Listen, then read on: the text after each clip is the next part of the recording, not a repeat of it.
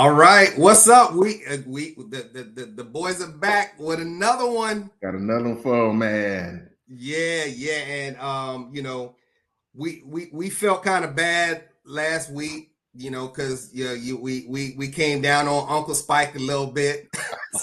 It wasn't that bad, man. It wasn't that bad. We just had to keep it real, Yes, we did. Yes, we did. So let's remind the folks who we are. I'm Jay Gregg. I'm a screenwriting professor. I talk about story, structure, and character and story breakdown. And I'm Essex O'Brien. I'm the actor. I'm all about what hits, what misses, great performances, and what should have stayed on the cutting room floor. Yeah. And this week we got a treat. We wanted to go back into the vaults, and we are pulling out Mo Betta Blues. Oh, Betta Blues, baby. I think this is one of my all-time favorites. I think probably one of my top 3 films of all time. Yeah, oh yeah. I love this film so much. Like, to me, a lot of Spike's early work was kind of underrated. I think this was one of them that doesn't get talked about quite enough. But hey, we're gonna end that right now. We're gonna do it justice right now.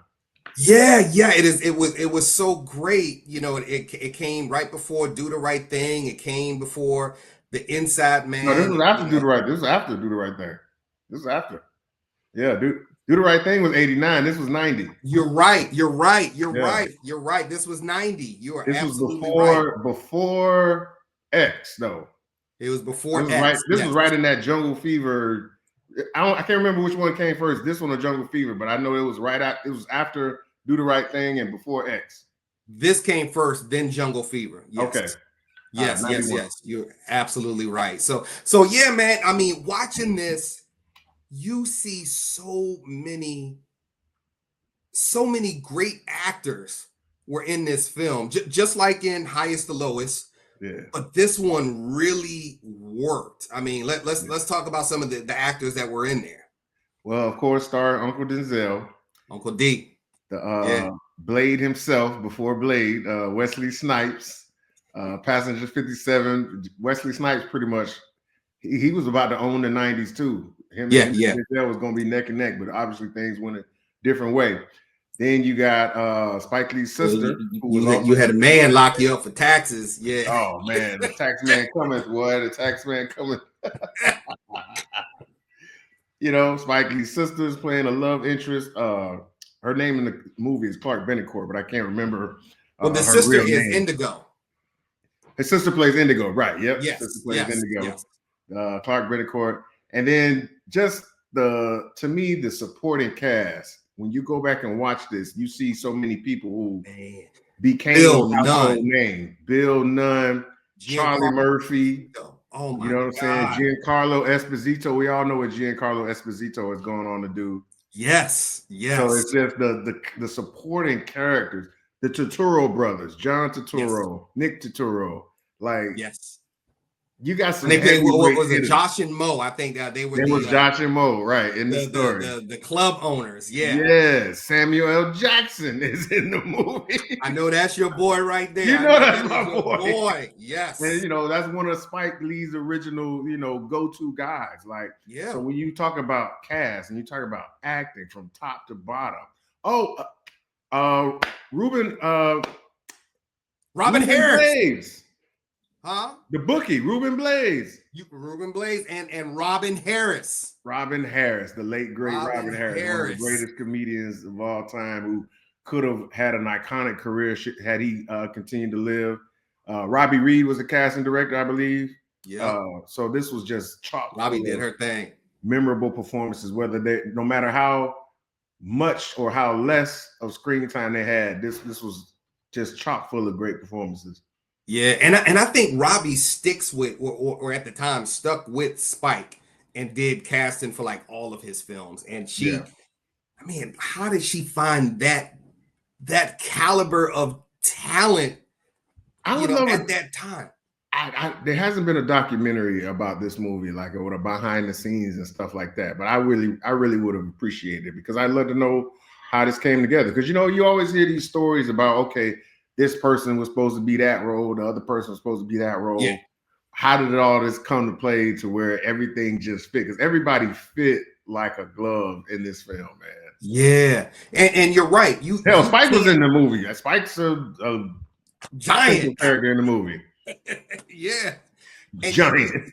Yeah, you can't see like one actor trying to play another role. Like I couldn't see Denzel trying to play Shadow or Wesley trying to play Bleak. It just it was perfectly cast, and to see these guys at this young age and they're doing this, and it's like, man. Yeah, absolutely. I guess we should kind of give them a recap of what it's about. So we said that before we start telling them.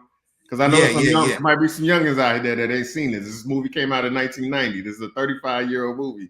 So, oh my God. So Mo Better Blues is essentially about it's a brilliant but self-absorbed jazz trumpeter who struggles to balance his art, his band, and his relationships until loyalty to his reckless best friend costs him his career and forces him to redefine success through love and family. And damn, that was pretty cold right there, brother. You really do this, don't you? I'm reading stuff. That was succinct and like to the point as hell, bro. Like, all right, this is why I rock with you. You know, I love log lines, man, because you just spit them out just like that. Did you come off with? Did you write that down, or did you come off the dome? That was pretty good, bro. No, I wrote that down. That's the actual log line that Okay, that's a log. Okay, well, okay. I still gonna give you credit, but I thought you did that off the top. I was like, damn, what? No, I think you and I are both, jazz fans, and we both played instruments. I played the trumpet when I was a kid, and you played the saxophone, right? Yep. Because it is. Because of this. I thought this shit I thought they looked so cool and it was so smooth and like, this is, I'm coming of age, starting to get into girls and stuff like that. So I'm seeing how he moving, how Shadow moving, how they get all it, so it was like, this is pretty cool. I think I picked up that trumpet for 2 years and I was like, I'm done. I'm done. Then we realized you needed talent and dedication and commitment and stuff like that. Nobody gave us that kick in the ass, so we let it go. Yeah. As far as the story itself, this is one of those stories where you deal with someone who is so self-absorbed in the beginning, and then through everything that happens, they have to learn to humble themselves, and we learn in the beginning that Denzel is this arrogant, self-absorbed, amazing trumpeter, because his mom made him disciplined to play the trumpet, and we see that in the very beginning. And I think it opens up at like 1969, right? Yeah, he's a little boy. He's playing the trumpet. He doesn't want to be there. All his friends are downstairs yelling at him to come down and play, and his mom won't let him do it. And so we kind of getting that. It gives us that background story as to how he developed his talent, but also wanting to belong, wanting to go out there and be with the boys and do what boys do. Can I go outside now? No, you're gonna play those notes. Man, it's just such great backstory. It helps you understand that character even more, and then immediately from 1969, from that scene, we go to present day and just see Bleak doing his thing. Yep. And he is just killing it on stage. And I love the way that Spike uses colors in the story. Like as soon as it comes on, we see red, like the red hue just all over Bleak. Just letting us know that this is a man conflicted. This is a man who is just self-absorbed, like that. Yeah, ladies man, straight up ladies man, and ladies man. They don't take long. He's juggling two of them, and the thing is, like, it's not like he's lying to them or anything. It's like they know what time it is. There's a scene with him in Indigo, played by Spike Lee's sister. He said, it's a DICK thing. Bang, yes. They ain't hiding it, but they rocking with him. They love him. And see, that's what messed us up. Trying to play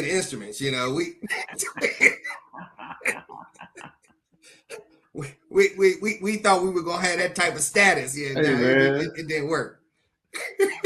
hey, he was putting in extra work. He was doing. Yes, he was. Yes, He he was playing. was. They was mesmerized by the trumpet. He was like the piper. Yeah, man, and some of the sex scenes that they shot. Me personally, I was really surprised that Spike was able to direct his sister in some of those scenes, but they're actors. Yeah, yeah. She wasn't as naked as the other girl though. If you remember it, like it was Yeah, Clark. it was, Yeah, it was more sultry with her, but then the other one, yeah, yeah, like we got a little something extra. And then well, I don't know, we'll talk about it later. But yeah, yeah. she did a Because I little think more. She did more than Indigo. I know too. yeah, and I think each woman represented something different. Like I think Clark really represented that passion, so that's probably why we saw more sex scenes with her, and Indigo represented more Family. family Like stability, home stuff home like that. base. Yeah, Yeah. She was more the nurturing person. she She, was. she was more on the nurturing side of him and probably making him feel at home. But Clark had the aspirations of being a singer. She wanted to be Yeah, an entertainer. She wanted to join the band as well. So there was this element of, is she using Bleak to just do that? Does she really love him? Is his love for her really real, or does he look at her as just somebody that wants to use me to accomplish their ambitions? So yeah, there was yeah. that. There was a definite split between the two of what they What represented they and what wanted. they meant to him. And then as it played out in the movie, we saw where he eventually wound up. I don't know if you want to get to that right now. We Yeah, kind of shadows. That hopping shadow around. walk there, boy. Shadow. Yeah, Shadow, Wesley Snipes' character, he winds up piping her down. Yeah, yeah, yeah. And so the player, that's when it starts to, it's like you was living this player lifestyle, but then this is what comes with the other side of that. When you yeah. start to lose control. And there's this this is one of my favorite scenes when both of them show up to the club wearing the Oh, same dress. The way they set it up was so beautiful. remember that bet we had where I told you Remember that not to bet we buy the had? Where they was at? They same was in, dress? what was it, Spain or something? And I said, don't Give buy out in the fifty same dress. dollars. Don't buy in the same dress. He said, the chances of them being in the same place, same time, blah, blah, blah, blah. You owe me $50. That was beautiful. That was beautiful, man. That was beautiful. And we're talking about Giant. Giant was, his homeboy that hipped him to that. But if we go back to Giant's character, Giant, his problems were actually the catalyst for all the external conflict, for everything that, for how, for the true external downfall of Bleak. Yeah. Because Giant had this serious gambling problem. Yeah. And he just couldn't keep stuff right. Nobody in the band wanted to keep him around. Even Josh and Mo, the club owners, wanted to get rid of him. Like everybody wanted to get rid of him, but Bleak was 10 toes down for him because they were childhood friends. Yep. He was more loyal to Giant than he was the ladies. Which He is, was. interesting, right? Like the two things he was really loyal to, music and Giant. Yeah. Yep. Until he had to choose. And then that's what happened. Well, he kind of he didn't choose. He didn't really choose, did he? He was forced to choose because eventually he had to let Giant go, but he said he would help him with his gambling. I didn't look at it like that. I look at it like everybody left him, and then he left everybody once he lost his gift of playing the trumpet. Because Shadow, right, that was later. That was after he got busted with it. Right. But because he couldn't play anymore, they had all split off. Clark went with Shadow. Giant had to go do his thing. And then him and Indigo was gone for a while. Then ultimately he had to go track her down when he knew it was really, really over. Once he had she was up getting some sleep. Right. So did he really choose, or did he jump on a life preserver and her? Is that, you know what I'm saying? It wasn't like Clark was still around.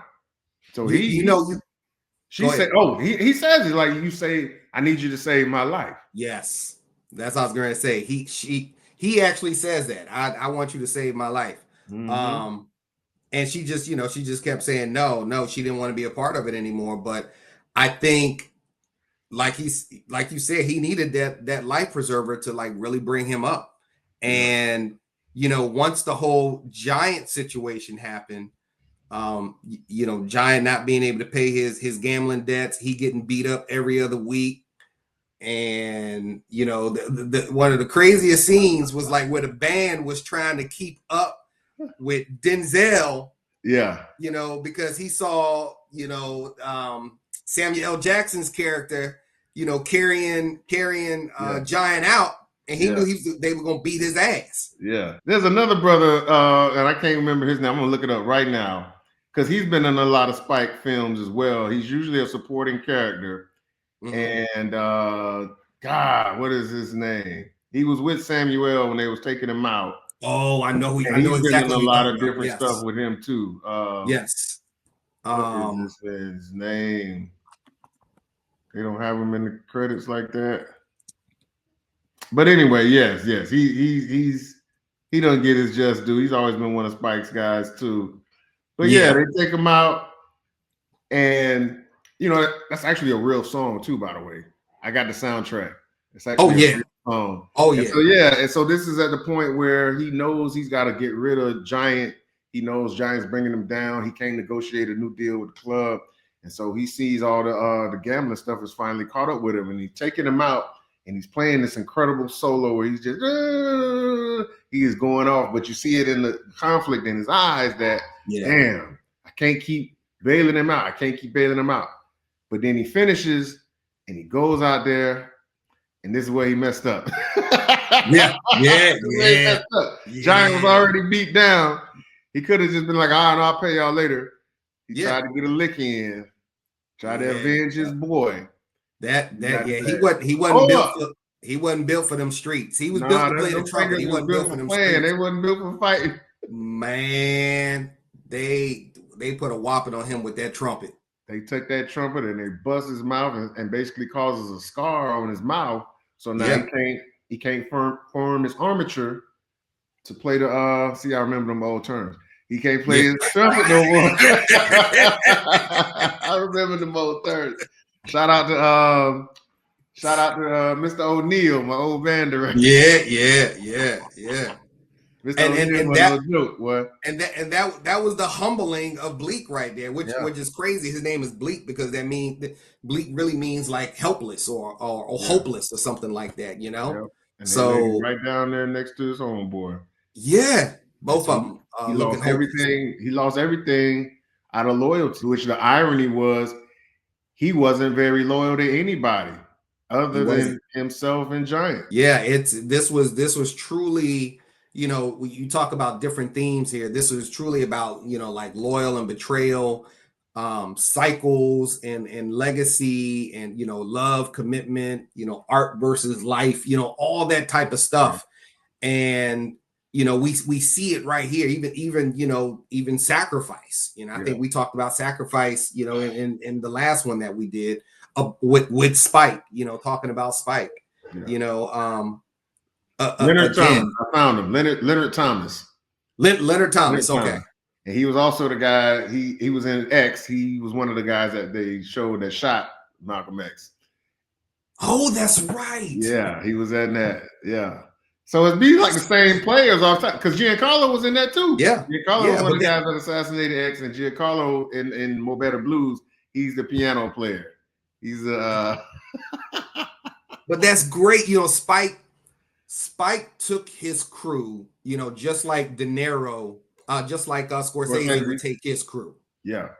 And I love that about Spike. We talk about loyalty, and Spike was always loyal to his folks. I mean, he took them to school days. He took them he took them to do the right thing, everywhere. Yep. Because he was Patton in School Days. The same guy, Leonard Thomas. He was Patton in School Days. So yeah. Yep. It was like a universe. It was like a Spike Lee universe, like the MCU or something, but everybody playing something else. It was, and I think nowadays the closest that we might have to that would be Michael B. Jordan and Ryan Coogler, although it's just the two of them. It's just two of them, yeah. You know, and No, then we don't see that like that. Nah, no, we really don't. no, where everybody's kind of bringing their crew. But again, that the other great thing about this film that we can't not talk about is the freaking music, man. Just I didn't even realize that I liked jazz until I saw this movie like that, and just some of the music. And then I got the soundtrack, and just because just listening to it, I still listen to it. Yeah. It's just great to just vibe to, sit back and think about life. And Yep. yeah, it exposed me. It took me down another path. So then I started listening to Coltrane and Davis and things like that. Yeah. The Marsalis brothers really did their thing with this soundtrack, and it matched everything. Like we watch these Spike Lee films, and they always have for every scene he always has music under it. We watch some movies and they may not have music at all, but for every scene that he has music up under it. But they had like the perfect score for each one, which was one of the big criticisms of Highest to Lowest. A lot of people did not like the score, didn't feel like it matched up at all. But with this, obviously centered around a jazz band, a jazz player, some of this jazz music, even the stuff that's not in the soundtrack, stuff that's just the score underneath these scenes, was pitch perfect. And this was truly a music centered drama. And I think that this is just me. I think Spike tried to take that same thing and apply it to Lowest to Highest, but it just didn't work the same way. And I think one of the big reasons is also, I'm not sure who his cinematographer is, and I'm not coming down on his cinematographer for Highest to Lowest, but when Spike started out, he had Ernest Dickerson. I was about to say, yeah. And Ernest Dickerson was with him from Joe's Bedside Barbershop to She's Gotta Have It to Do the Right Thing, like all of those. All of his early films was Who directed, by the way, for you movie novice, he directed Juice. That I did not know. I didn't know Ernest Dickerson directed Juice. That's him. Yeah. He was the cinematographer for that? No, the main director. He actually directed it. Yeah. Yep. Wow. Yeah, I didn't know that. Yeah. They had did all their earlier work together. I'm not sure if that was the point where they broke off, but at some point they did break off. But Ernest Dickerson. And I don't know who did the Highest and Lowest, but you got that synergy, that shorthand. You know what I mean? Like everything was a well-oiled machine back then. It's like Spike, he found the right sauce, the right magic, and just kept duplicating it. Even Brooklyn, like everything was just perfect at that time. And then with the cinematography that Ernest Dickerson was bringing, I mean, he would do the perfect zoom ins, he would do the perfect zoom outs, he would do the perfect cuts. Just everything was just great because it made you feel the story even more. So what was your parts that made you holler at the screen? We always do that. What's our holler at the screen moments? Because everything, everything about this film it really made me holler, from the music, from the direction, from Giant, getting his ass beat. Because I'm sitting there yelling like, yo, don't go out there, and it was funny because when Samuel Jackson, when they were pulling him out, Shadow was standing right there, and Shadow he became a shadow. He just backed up. Yeah. And I was like, damn. Yeah. But he was proud of him too. The funny thing about it, we talked about Clark and Shadow getting together, and they did it behind Bleak's back. So leading up into that, Bleak and Shadow have a confrontation. By the way, they're in the same band, if y'all haven't seen the movie. Yeah. And they have a confrontation about it. And this happens right before it happens. And so when Bleak gets beat up, he does come out there and try to patch him up and all of that, but no, he wasn't gonna jump into it because I mean, you don't know what's be going on. You don't know what happens in a situation like that. Yeah. But for me, he didn't know. That was one of my holler at the screen moments when I saw him get hit with the trumpet for the very first time. Yeah. And you see the gash, and we talk about cinematography. We're talking about the moment and the score. You knew that meant something at that time. It wasn't just a beat down, because by now we know how much he loves his music. His music is more important to him than anything and anybody. So when you see that trumpet make contact with that mouth and you see the gash, they do a great job with the cinematography on that. That lets you know this whole thing just got turned on his head. Yeah. And you immediately, regardless of how you feel, how he treats his other relationships and decisions he make, you know somebody just lost something significant. Yes, you knew that his whole life was going to change. And so you're in that moment, and it's funny watching it as an adult now than as a child. But in that moment, you're like, no, no, because whether you feel like he's wrong with how he's handling the women or not, or wrong how he's handling with the band, or wrong how he's handling, you don't want to see nobody lose something that they love. And so that was a big, huge moment. You know, but I mean, you know, going back to when he got hit with the trumpet, I mean, I usually always tell my students that, you know, when you go into the third act, when, you know, the main character doesn't necessarily have to say it, but you can see that they made a major decision, or they're like, I got a plan. So Denzel's playing on the stage, and then he runs out and he's like, I got to save my boy. That's his plan. Let me go save my boy. And he ends up getting his ass beat. Boom. And that changes everything. The other thing that made me holler was when he was having sex with the girls in the bed, and they would switch, and he couldn't remember their names. Yeah. He was like, you called me Clark, you called me Indigo, you know? Yeah. I was like, dude. Oh no, why you do that? Yeah. Yeah. And the way they shot it, it was like, at first you're like, damn, is this a threesome? But but then no, you see it's two different times, but clearly they're close together. And yeah, he just, for whatever reason, he gets caught up. That, like I say, that player shit, you're only gonna be able to do that for so long, and he start fucking up. They already had seen each other wearing the same dress, and know what I'm saying? They already knew of each other. So it wasn't like he was out here lying or whatever, but at least keep the names right, bro. It's just so beautiful how they lay everything out. And we talk about this with highs and lows, the character development, knowing who wants what and why they're motivated by doing what. So you learn early on, you know, Shadow has his own aspirations of leading his own band. And and part of it is because Giant hasn't been able to get the money for everybody that they feel like they deserve for packing out this club. And then they go full circle. Now, when Bleak heals up, he's going to try to play with Shadow's band, who's now with Clark, and they're in a bigger, better club. And so it's like a full circle thing. And so we see that Shadow, in his own arc, he won. He won in his own arc. And then we see the full circle of Bleak being humbled, and then goes back, and then at the end of the movie, now he's raising a son, and he's teaching a son how to play trumpet, but doing it in a way where we, the audience, and it's not spoon-fed to you, but we, the audience, feel like he's learned, he's evolved, he's a grown man now, and he's not going to let his son go down the same path. Yes, he'll teach him the music, but he's not going to, you know, beat him down with it and hold him back.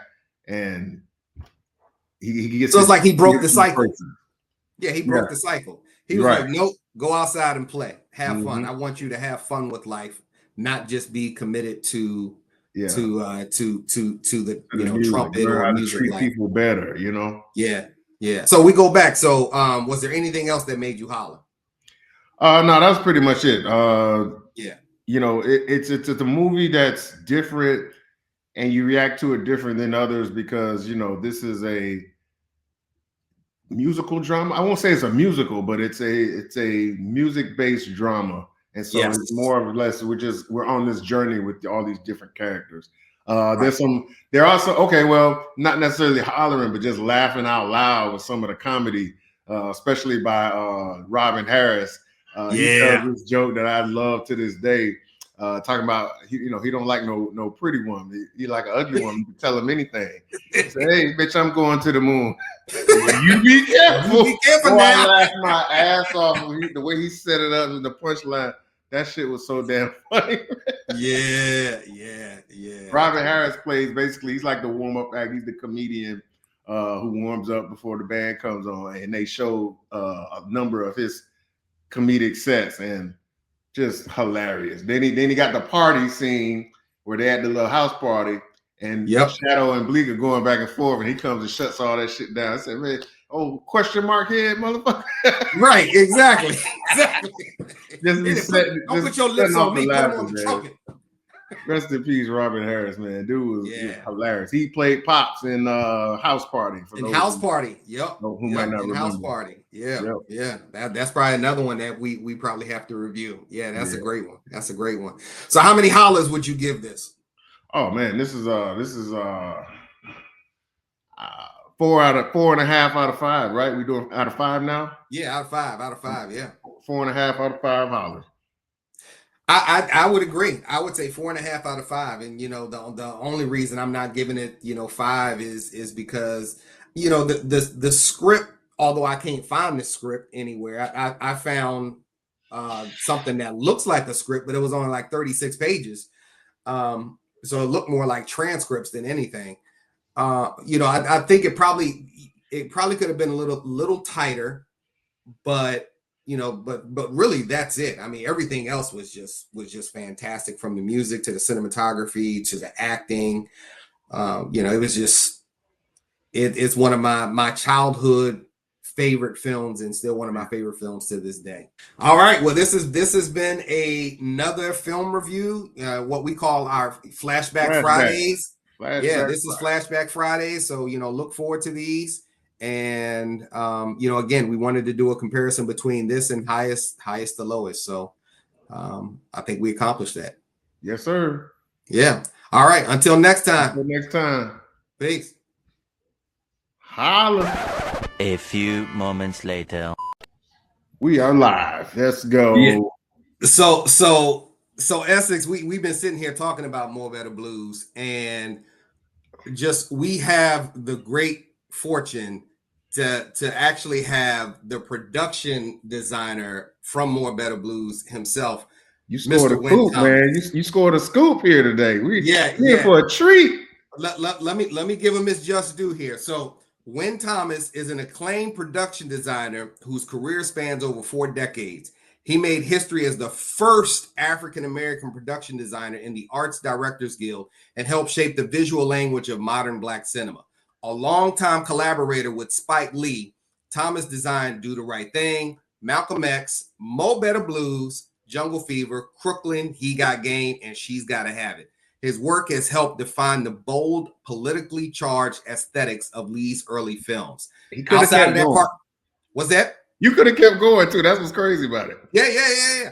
Outside of that partnership, Thomas designed Hidden Figures, King Richard, A Beautiful Mind, Cinderella Man, Mars Attacks, Wag the Dog, A Bronx Tale, Analyze This, my wife's personal favorite, The 5 Heartbeats.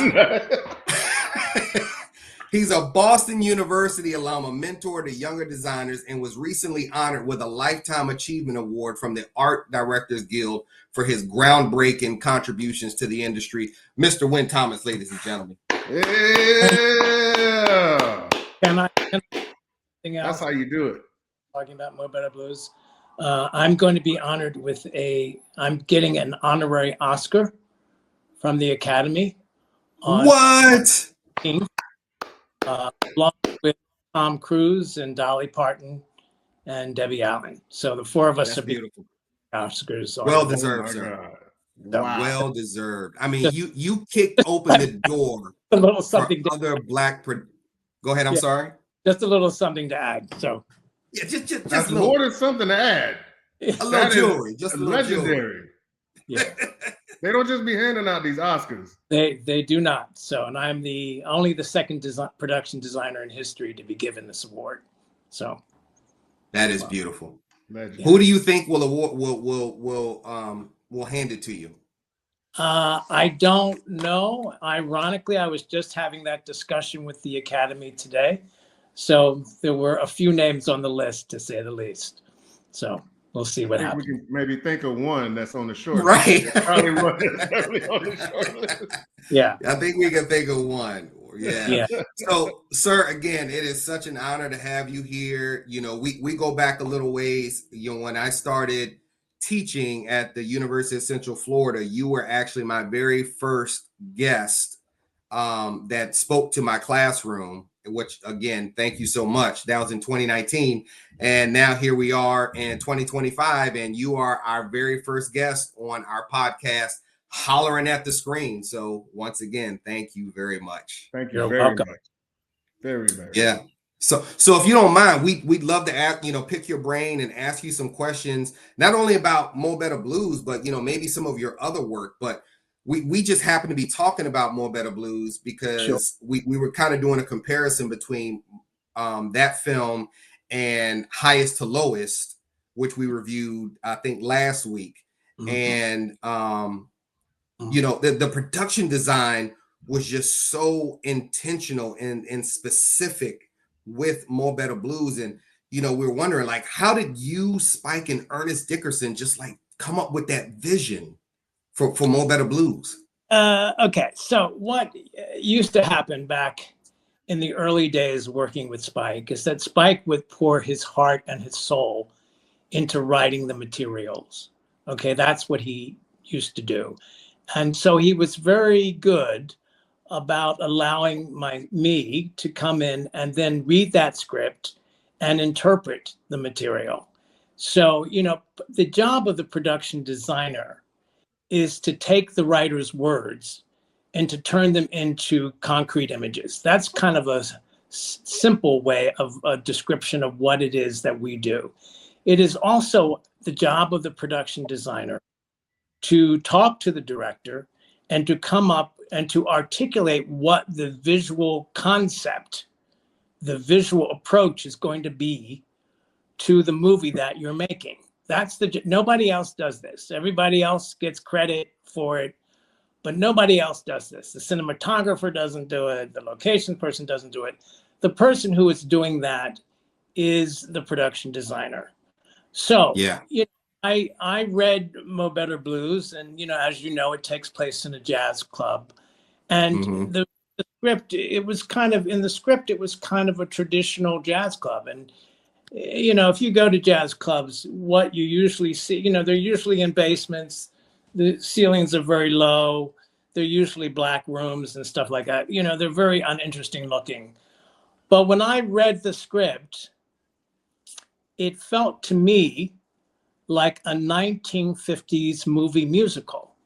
So I went back to Spike and I said, I think we should treat this like a 1950s movie musical. And I says, the reason for this, because here's what will happen. If you approve of this approach, then it will allow me to design a big, colorful environment. It will also allow me to design an environment that will give us a high ceiling, because I know you and Ernest love to move that camera. It will give us a very high ceiling, and it will allow us to move the camera in a much more interesting way, as opposed to putting it into a basement. And so, of course, he absolutely loved that idea. And here's the thing, is that when now just think about this, 1950s movie musical. Now, if you go back, so this concept, what happened, it used to happen back in the old days, is that I would write up this concept, Spike would sign off on it, and then that concept was given to the entire creative team. So everybody was working within the confines of that concept. And this is what happens on every single project. Again, you just don't hear about it. Okay, so the thing about this is, if you look at Mo Betta Blues, all of the actors are in period clothing. Yes. All the hair is from another time period. So we treated the script, although it was a contemporary script, it was 1990s, we treated it like a period movie musical. That's why everybody's, if you look at the whole jazz team, their hair is all sort of 1950s, 60s. They're all the costumes. So this conceptual approach had a huge impact on the entire look of the movie.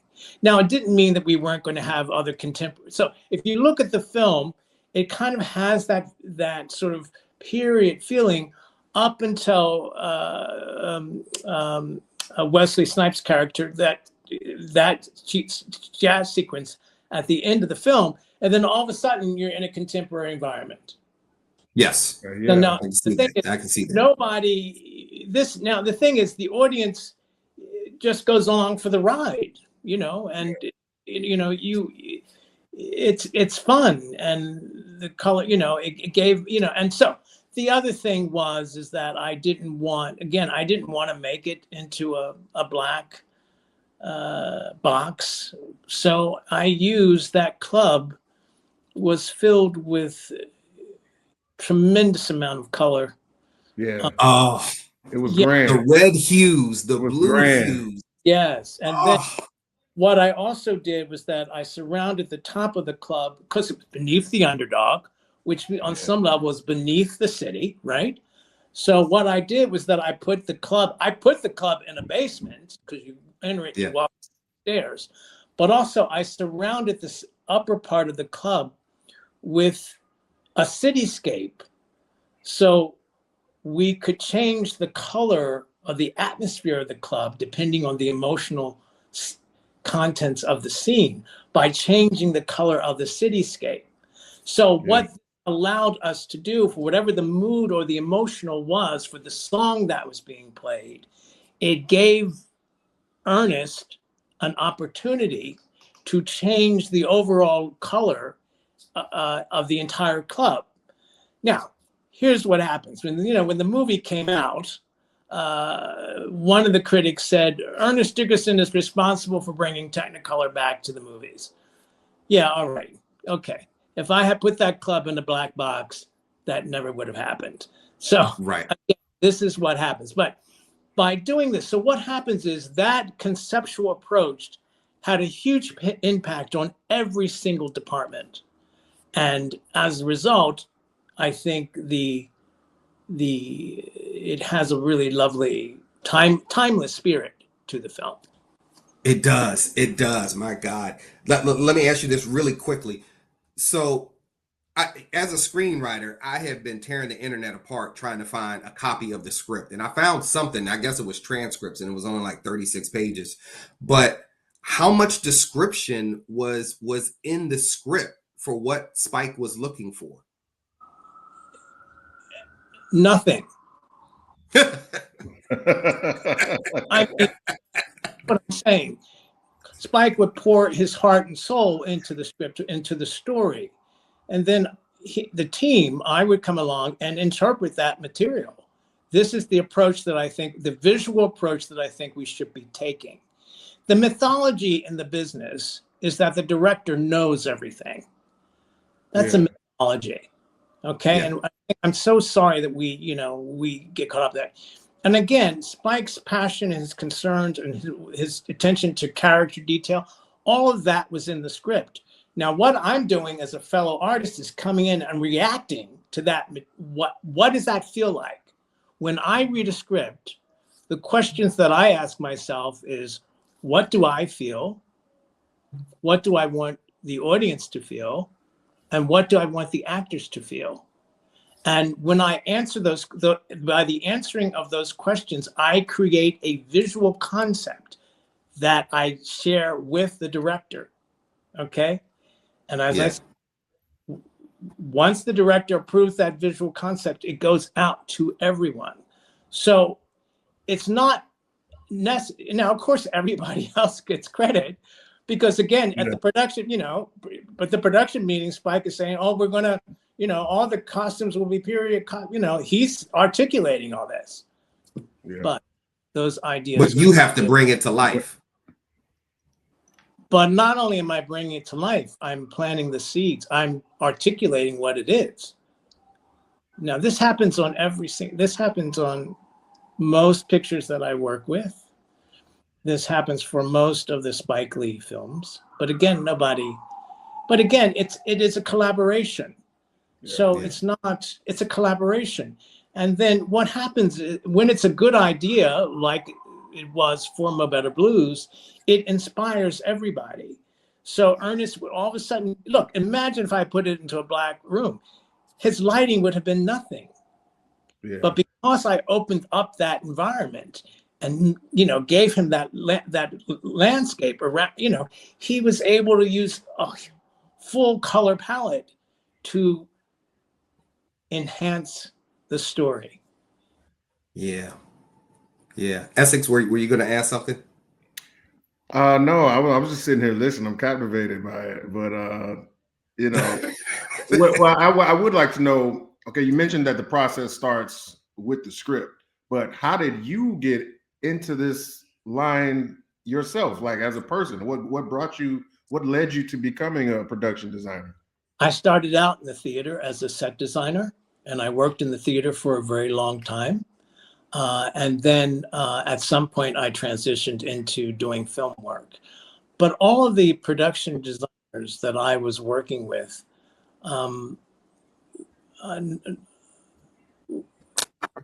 part of their process was articulating what the concept is. And this is what happens on many, I was working with some old school production designers, and that's what the old school production designers used to do. I mean, they used to come along and this is the concept. I was working on one of the first films I worked on was a movie called The Cotton Club, which was directed. Oh, that's right. Wow. Okay. And it was designed by a very famous designer named Richard Silbert. Okay. And produced by Robert Evans. But, Robert Evans hired his production designer before he hired Francis. So when Francis Ford Coppola came on, the sets were designed. Wow. See, That's great cinematic history right there. Yeah. That's crazy, man. This is history right here. Again, This the methodology that the director is doing everything. And we all need to stop that because it is a collaborative process. Yeah. And what happens is we start off with a script, and then the key players are all contributing to articulating what that script's going to look like. The director hires all these people to help him or her articulate what the vision of the movie is going to be. Mm-hmm. Very few directors can say, this is what I want. Very few of them do that. That's why you hire a team. So this mythology that the director is doing, we need to really stop that because it's a lie. Yeah. Yes, I agree. With again, as a screenwriter, how much of the dialogue was improvised? I don't think any of the dialogue was improvised. I mean, Spike was very intentional about sticking to the script. Actors to say. I don't even remember. Robert Harris. Yeah, early Robert Harris. Yes, but I don't remember any of the. No, I think all the key dialogue was all already there in the script. Okay. He was very clear about all of that. Okay. Yeah. So, let me. Yeah. So it's. Yeah.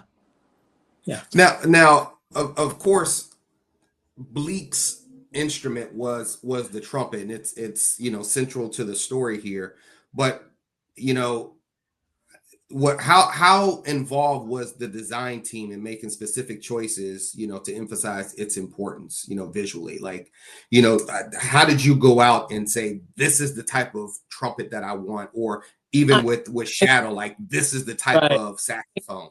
I think that was a decision that I was not intimately involved with. I think in any situation like this, there are probably the music supervisor as well as the props person is really intimately involved with those situations. But again, I think in terms of this particular story, you know, the challenge was to design Bleak's apartment.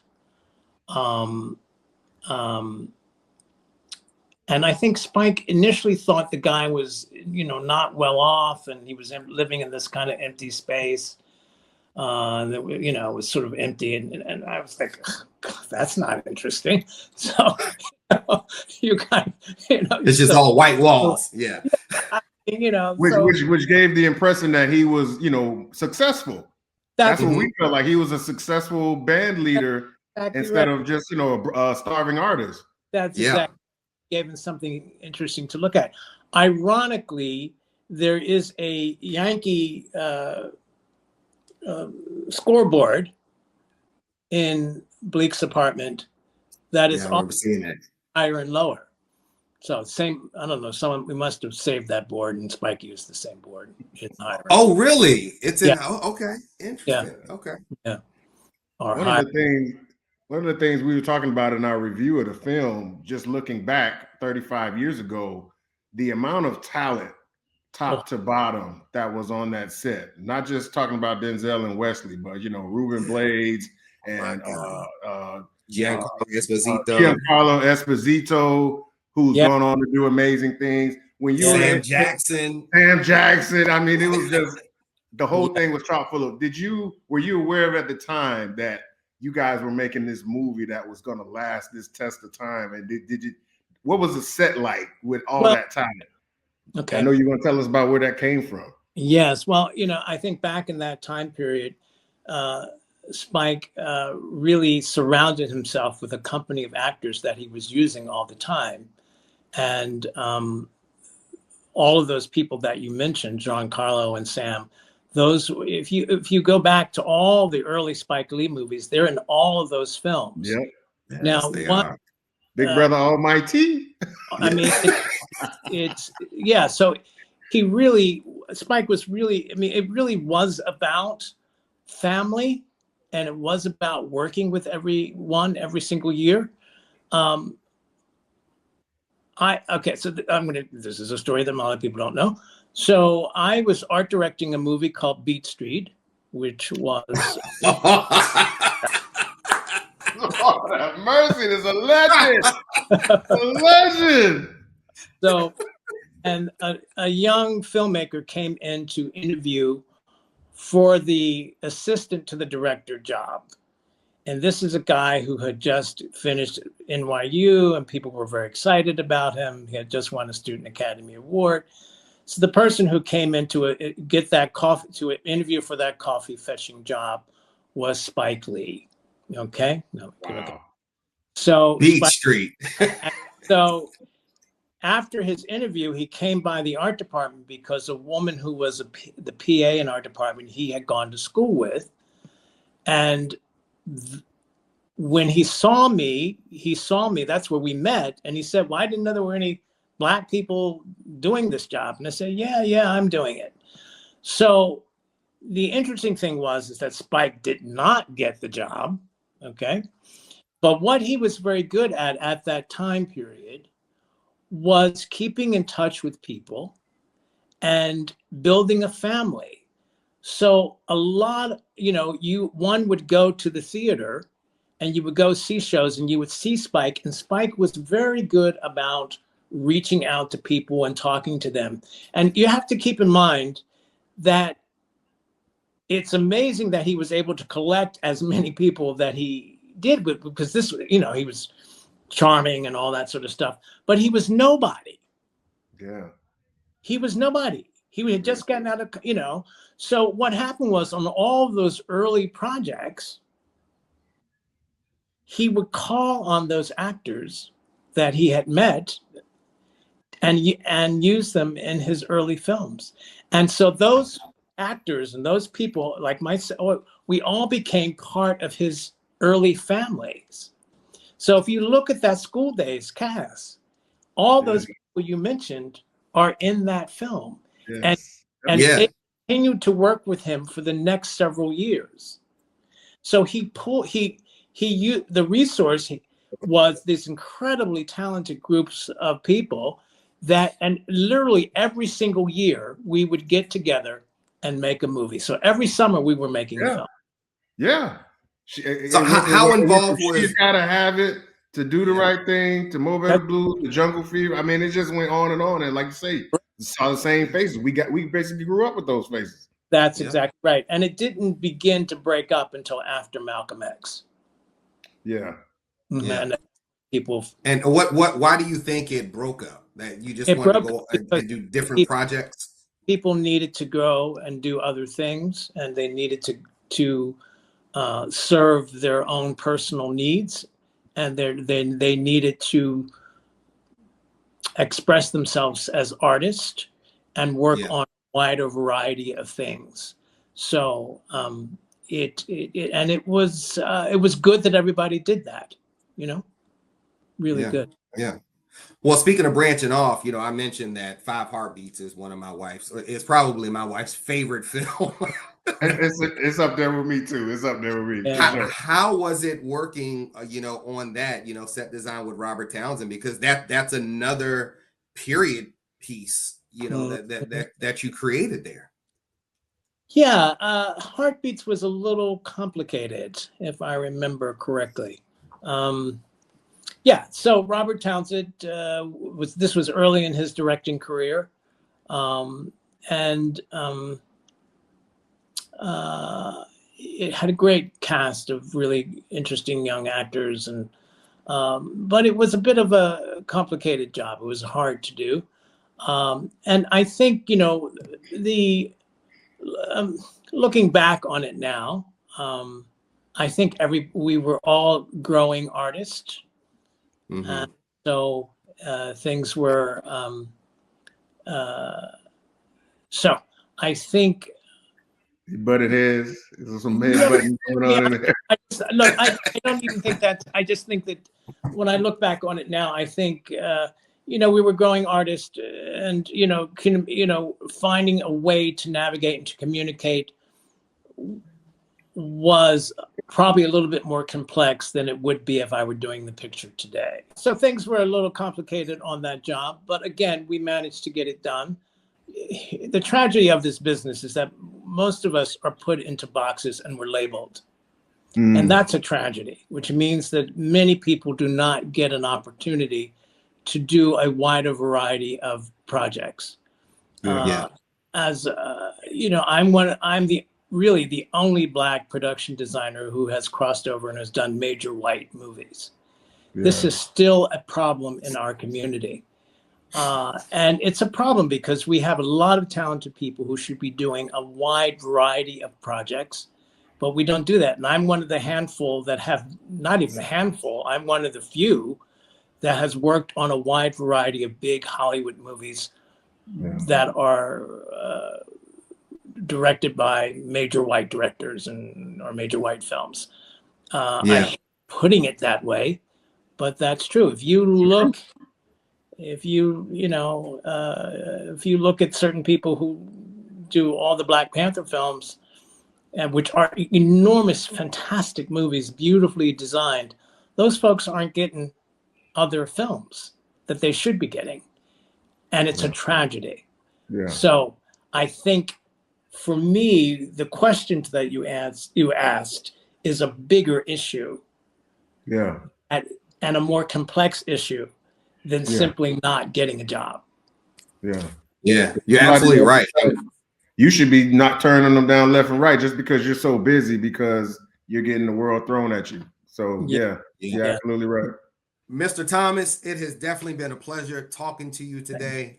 We greatly appreciate it. We are honored to have someone of your caliber on here talking to us about your history and cinematic history.